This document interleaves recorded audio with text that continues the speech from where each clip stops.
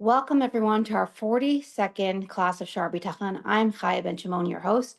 So excited to have Devorah Leah back with us. We always like to start off with giving because how we give, that's how Hashem will give to us. Let's give generously so Hashem will give us generously. I'm going to put some coins in the tzedakah box. Please join me from home. Tzedakah is also protection. We're going to start off with Tehillim, Psalm 20, Kapitel Chaf. For all the hostages, return immediately. It's the month of Purim, Adar, and we have to be more besimcha, and we should celebrate this amazing joy that is manifesting and happening, please God, very, very soon, and Mashiach should come. And the Tzemach Tzedek said if we only knew the power of Tehillim, we would say it day and night. Lam Natseach, Mizmar LeDavid, Yancha Adonai B'yam Sarah, Yisagevcha, Shem Elehea Kai V'yishlach Ezracha Mikadesh, Umitzian Yisadecha Yiskar Kol Min Chaisecha V'Ylascha Yidash Nesela, Yitain Lachachel V'Avevcha V'Chol Atzcha Yimalei, Neranana B'Shua Secha U'V'Shem Eloheinu Nidgal Yimalei Adonai Kol Mishal Secha, Ata Yadaiti Ki Yashia Adonai Mishichai Aneu Mishmei Kachai B'Goroi Seisha Yiminai, Ela V'Recha V'Ela V'Sosim V'Anachnu B'Shem Adonai Leinu Naskir, Hema Karu V'Nafalu V'Anachnu Kamnu B'Nisaydad, Adonai Hashia HaMelech Yanenu V'Yem Karenu. I just want to say that we interviewed and we put it on the Gates of Trust class, a class about Rome, then Tamar Noah, and right after the class was aired with his mom and prayer, it was an amazing discovery that Ram Ben Tamar Noah had a sign of life, and may we see him so soon coming back to Israel. And all the hostages should come home immediately. Thank you, Devorah Leah, for being here, and welcome back. We are on class 42. Wow.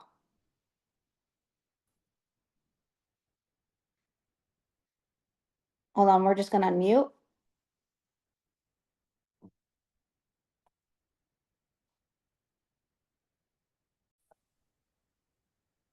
Hi, everybody. It's really, really good to be back. Can't believe that we're on class 42 and almost coming to the end of chapter 4, where I'm going to remind you that we're going to have a live Zoom integrative class where we can ask questions, flush out more concepts, anything that you would like to know and understand more of, or anything that was confusing for you, or anything that you have a question about on a personal matter.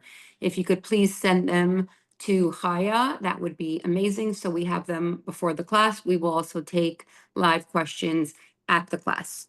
So before I jump into Shar Habitachan, I feel like I should share a little bit about the past 2 months that I think recorded a couple times, but not consistently.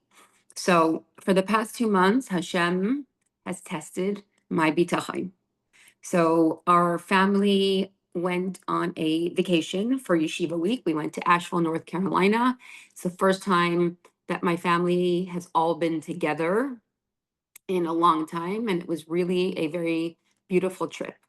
It was a ski trip, it was a hike trip, and really it was just about bonding. There was not a lot to do in Asheville, North Carolina. Anyhow, on the first day of skiing, towards the end of the day, we had divided into different groups. We had older and we had babies. I was at the baby section with the tubing, and the older kids were skiing. And we come back to the skiing area and we get a phone call that there's an emergency, that my youngest son, Yisrael, fell on the ice. I'm super, super grateful that my daughter Kaylee was with him. She's very responsible and did exactly what needed to be done. And she, together with her and the staff there, they got him to the medical building, and we arrived at the medical building. He had a concussion. They recommended that we take him to the hospital, which we did. They took a CT scan, and yes, it was an actual concussion, which resulted in short-term memory loss, which was very, very scary. So in my family, when it comes to these types of things, I'm the one who has to step up as the mother. My husband tends to get very nervous. And I went in with him to the doctor. He's asking the same questions over and over and over again. And I'm like, is this normal? At one point I thought he was faking. Anyhow, we're driving home and my husband is on the steering wheel, white knuckling, terrified. And I'm letting him on one side and patiently answering my son's questions in the back seat. I give everyone in the house a little update so they know what to expect when he comes home, and also to be understanding of him. Baruch Hashem, it was a difficult 2 days where he did not have any short-term memory, none at all. And, you know, gratefully, I am in a Bitachon state. Gratefully, I was able to keep my son and our family as calm as possible in this scenario. But there was like this gnawing question of like, really, Hashem, you have to do this on the first day of skiing? Like, you can't ski, can't really do anything. The doctor diagnosed him with boredom. You need to be the medication for a concussion is just boredom. No TV, no phones, nothing, very little stimulation. We come home, everything is good. He has his memory back, thank God. Hashem protected him. He does not remember the day that he fell, and that's fine. And come home, get back into the groove, and my dad gets sick. And he has pneumonia, and he's in the hospital for 3.5 weeks. And after 3.5 long, difficult weeks, he finally is able to come home. Now, in those 3 weeks, I feel like because of my God consciousness and because of this Bitochon consciousness that I have tapped into in a very real way, I was an extremely calming force for my family. I was able to talk to them in a way that they were able to comprehend that once we're already in a situation and the situation can no longer be avoided, it means Hashem gave permission for this to happen, and we need to try to understand not why it happened, but for what purpose. Finally, he's out of the hospital. We come home for a few beautiful days. We had a beautiful Shabbos together, and he gets out of bed and he falls because he was weak after being in the hospital for 3.5 weeks. We're back in the hospital and then in rehab. And at some point I said to my father, Ta, you had pneumonia, you had to go to the hospital. That whole experience needed to happen. But then you were recovering and you were getting better and you were home and you were feeling so good and you fell and you're back in the hospital. Do you know the reason? Have you figured out the reason why Hashem made this happen to you?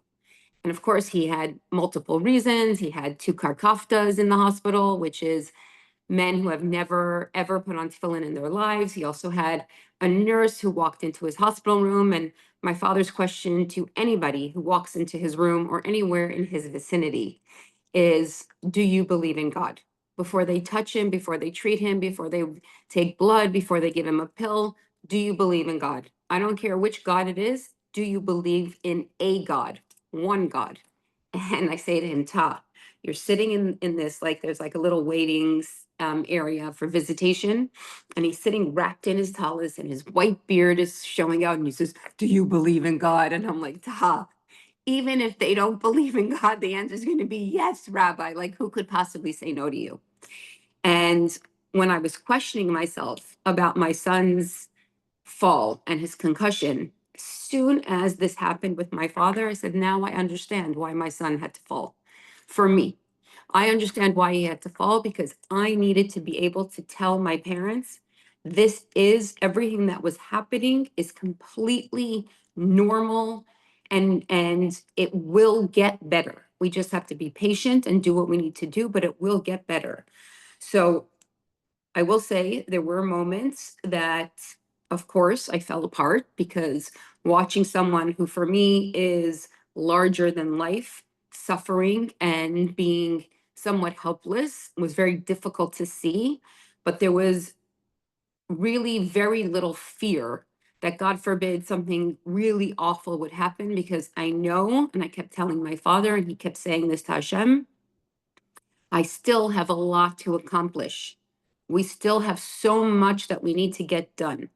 So for me, I said to my father, never in your life would you have taken the time to get yourself physically strong and healthy. Post-COVID, a lot of people who had COVID in a very real way, in a very strong way, became weak. It destroys your muscle mass and all of that. And he's been weak ever since, but still highly functional. I said to him, never would you take time to do what you need to do to strengthen yourself?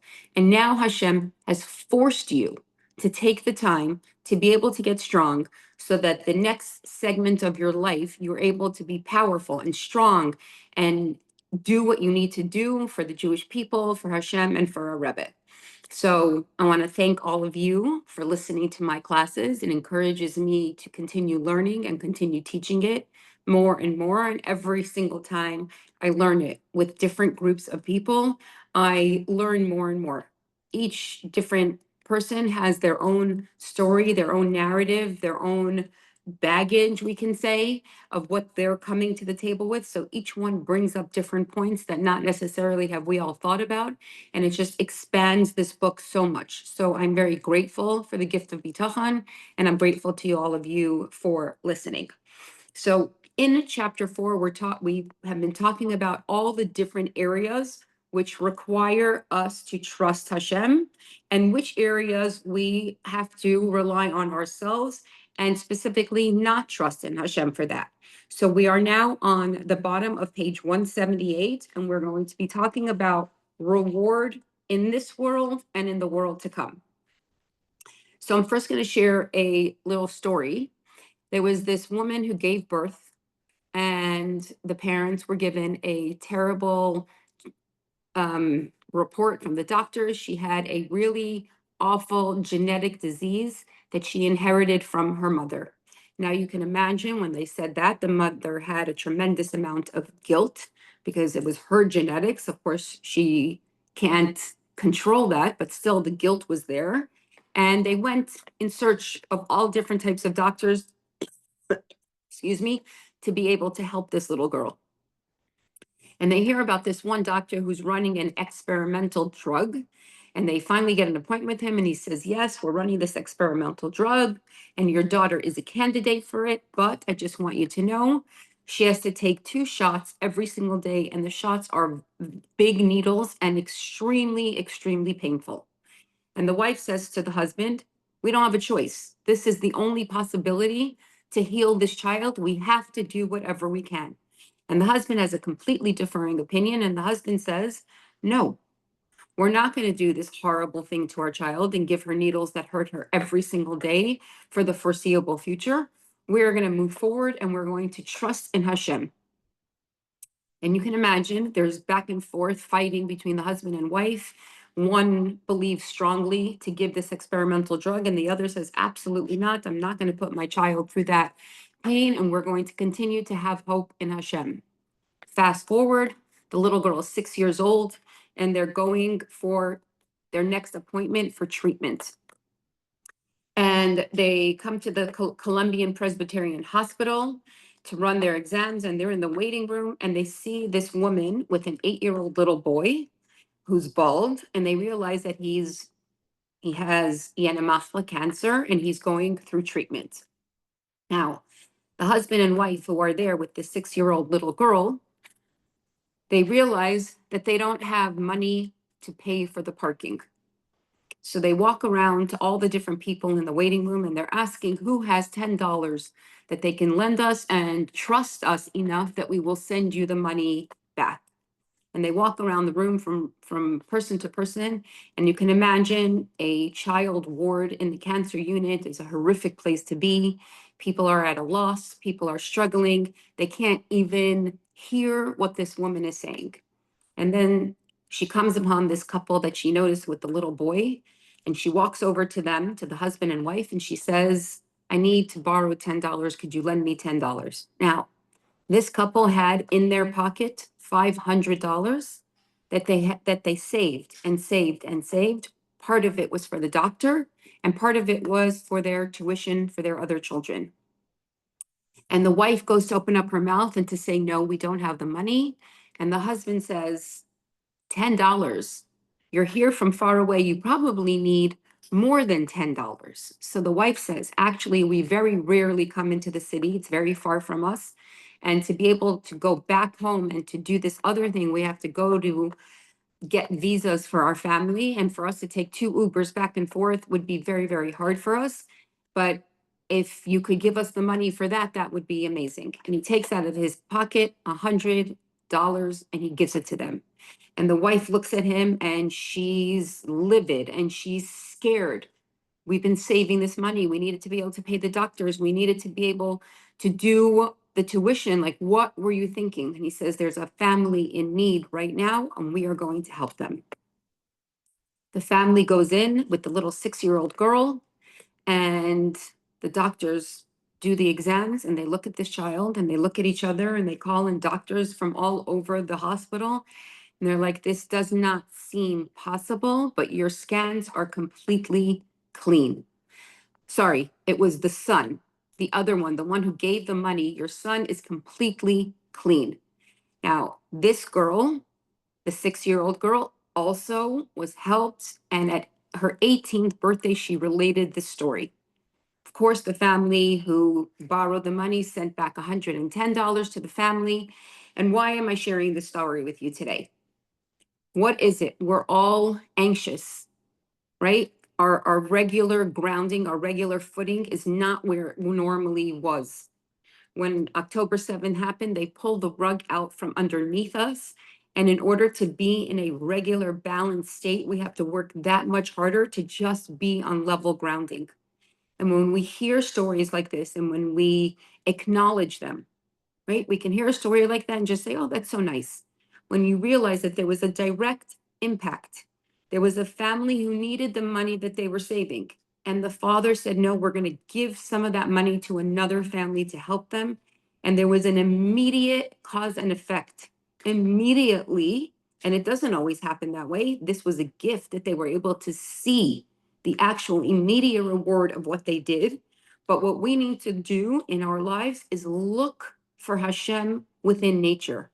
Look, where can I find God in my regular days? Because yes, there are the silver linings in the war. There are the silver linings in challenge. And when we're experiencing challenge, when Hashem gives us a challenge, and I will say the gift of a challenge, because when we're given a challenge, it feels like nothing about it feels like a gift. But if Hashem, is putting challenge in our lives, it's not to hurt us. Hashem is not a master puppeteer up here, and we're his little pawns on a chess set, and he's maneuvering us around and playing games with us. Every challenge that Hashem puts in our lives is for a specific purpose. Sometimes we understand the purpose, sometimes we don't understand the purpose. But if I'm presented with challenge, and in the midst of my challenge, I'm saying to myself, it's not, oh my God, I'm just going to distract myself until this challenge is over and I'm done. I've defeated the purpose of the challenge. As opposed to, I'm in this challenge. What am I going to learn about myself while I go through this challenge? How am I going to grow parts of me that need to be grown? How am I going to elevate parts of me that are flawed because of this challenge? And I could say from a personal experience, my mother once broke her pelvis, and 1 month, 2 months, 3 months, she was still complaining. It's a crazy painful thing, and there's really nothing that you can do for it. And by the 3rd, 4th month, I was already over it. I'm like, Ma, come on, like, get with the program. And I'd say probably 6 months later, I hurt my hip. And all of a sudden, I was like, oh my goodness, you can't just get with the program. You actually physically can't maneuver yourself to where you want to be. And what happened as a result of that, I could have just been angry that I couldn't do exercise, I was in pain, and all of that. I could have been upset and waited for this challenge to be over. What I learned from this challenge was be more understanding of another when they're in struggle. Don't be so quick to judge. Don't say, okay, you've been suffering, you've been complaining, you've been in victim mode for 2 months. It's time to get with the program and move out of that space, because we don't know where people are holding. So as opposed to, Ma, get with the program. Hey, Ma, you're still hurting. Like, how can I be of service to you? So it's an understanding, it's an acquired sensitivity that we bring into our lives when we go through challenge in the right way. So now we're going to do bottom of page 178. The explanation, and we're up to the 6th category of talking about Olam Haba, punishment and reward here and in the world to come. The explanation of the sixth category, the reward that the person receives in this world and in the world to come, which a person receives if deserving of it on account of his good deeds in this world. The reward is given in two ways. There are some mitzvot for which a person receives reward in this world alone, while there are other mitzvot for which a person receives reward solely in the world to come. Sometimes a person will be deserving of both rewards in this world and the next world for the same action. The Torah does not clearly explain this mitzvah, but the Creator did assure his nation of a general reward for their actions, although he did not specify which reward will be received for each mitzvah. He did regarding the punishment in this world for transgressions. For example, the Torah specifies that the acts for which the transgressor is liable to be stoned, burned, executed by sword, strangled, to receive 40 lashes, punished by death at the hands of God, suffer karet, pay double of that which he stole, or pay 4 or 5 times the amount he stole. Similarly, the Torah specifies how much a person is required to pay for damages caused by his ox, his pit, the teeth of his animal, his fire, the damage caused by a person who inflicts a blemish on another person, the damage caused by someone who strikes a person's private parts, or someone who makes a slanderous claim against his wife, and so on. So here it says, there are different mitzvos. Some we receive reward for just here and the world to come. Some we receive just in the world to come. Now, it does not tell us what rewards we receive for which mitzvahs, but it does tell us the punishment that we get for certain sins. So there is a major discussion here in the sixth category. How does reward and punishment work? There is reward here in the physical world and the reward in the world to come. If we believe in spirituality, why shouldn't we want all of our world in the world to come, in Olam Haba? Right? That is the ultimate goal, the world to come, Olam Haba, Gan Eden, and we're going to talk about the difference between those. If that's the ultimate reward, if that's the ultimate goodness that I want to achieve, and that's the reward that I want, then why do I need anything in the physical world? Why do I need physical reward? So firstly, if we didn't see the reward in this world, we would think that spirituality is limited, that spirituality and physicality conflict with each other.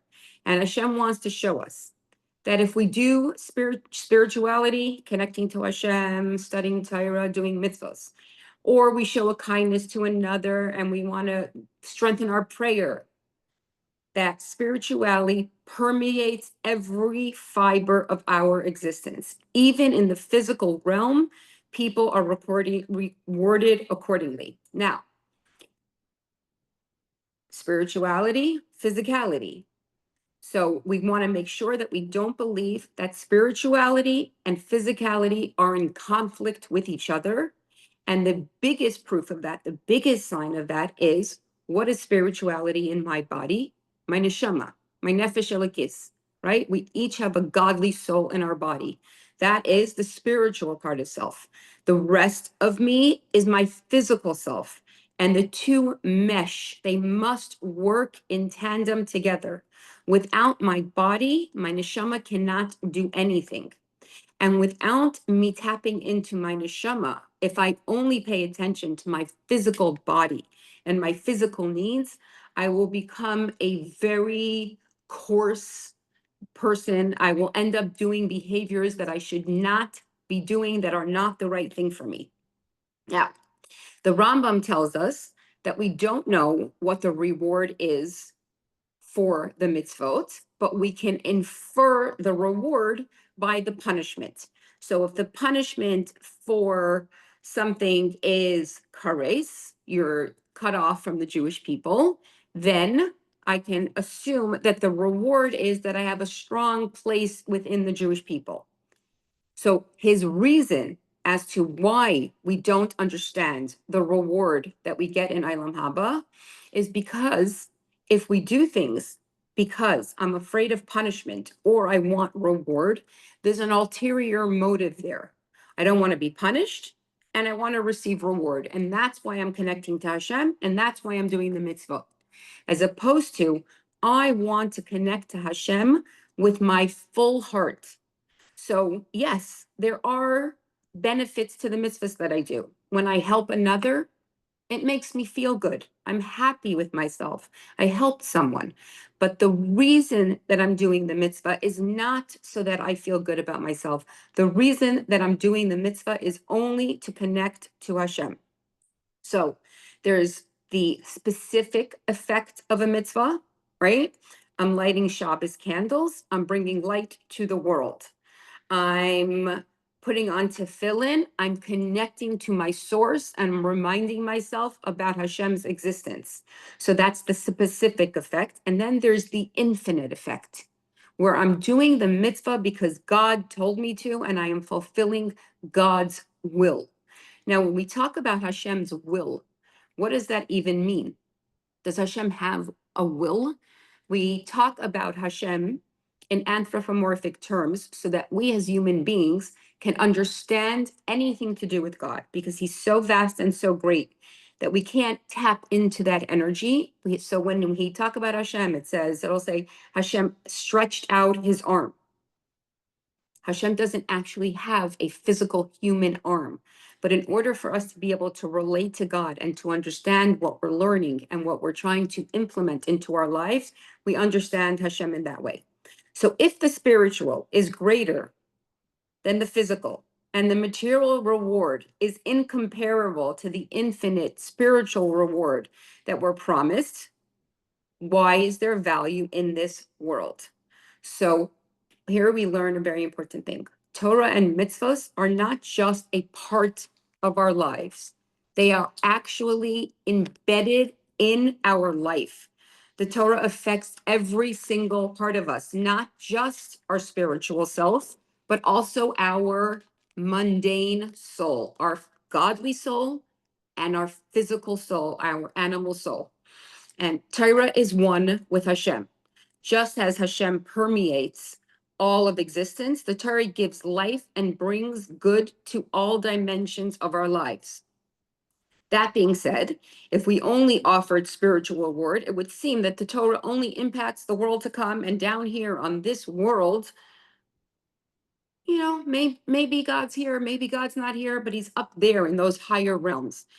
Torah impacts every single part of our lives, both in the world to come and here on this earth, every single moment. Okay, we are now on the top of page 182. However, for a number of reasons, the prophet did not explain anything at all about the nature of the reward and punishment that will be received in the world to come. 1, the nature of the soul as it is without a body and as it will be in the world to come is unknown to us because it is beyond our comprehension. All the more so is it impossible for us to understand the spiritual pleasure or pain of the soul in the world to come, which comes to a person as reward or punishment for his actions. Instead, it was explained only to those who were able to understand this matter, as we find that the angel of God said to Joshua, the high priest, "And I will let you walk among those who stand by." This will not happen when the soul is tied down to the body. Rather, he was alluding to what will be after death, when the soul will return to be the like of the form of angels with regard to its simple and spiritual state as a result of having ceased to use its body, when it will be refined and shine as a result of its good deeds in this world. So the very first reason why we don't know about reward and punishment in the world to come, in Olam Haba, is because we cannot begin to comprehend the infinite reward, or the other side, God forbid, punishment of what is in that other world. We don't have the ability to understand that. And the example that they bring is as follows. Imagine taking a life-size elephant and having that elephant go through the hole of a needle, where the elephant does not get any smaller and the needle hole does not get any bigger, and the elephant can get through that hole, is incomprehensible to us, is the same way that it is incomprehensible for us to understand what reward and punishment will look like, because we don't have an understanding of that in the world to come. And this is very exciting. We are going to finish chapter 4 very soon. And this is where we will end class today. And I look forward to seeing you for class number 43. Thank you. Thank you, Devorah Leah. We're going to end off with a quote of the Lubavitcher Rebbe. I'm going to share this quote in the month of Adar as well. So 2 quotes. One of them is, happiness breaks through boundaries, enabling what is lacking at present to be granted. Really important quote to remember. That's something from the Rebbe. And we must remember that time is precious. There's no limit to how much can be achieved in the moment, even on our last day on earth. The moment we have left our infinite potential. And that is a quote from the Rebbe. We do this class in memory of our dear grandmothers, Rivka Dina. Oh, I didn't realize my camera was off. We do this class weekly in honor of our grandmothers, Rivka Dina Bas Yosef Yehuda and Rachel Bela Bas Yosef Yitzchak, being their neshamas. Can I just add, if everyone could continue saying Tehillim for the continued recovery of my father, Shalom Doiber ben Rachel Bela. Of Thank you. course. And may we be reunited with all our loved ones very soon with the coming of Mashiach. Thank you, Devorah Leah, and looking forward to class number 43.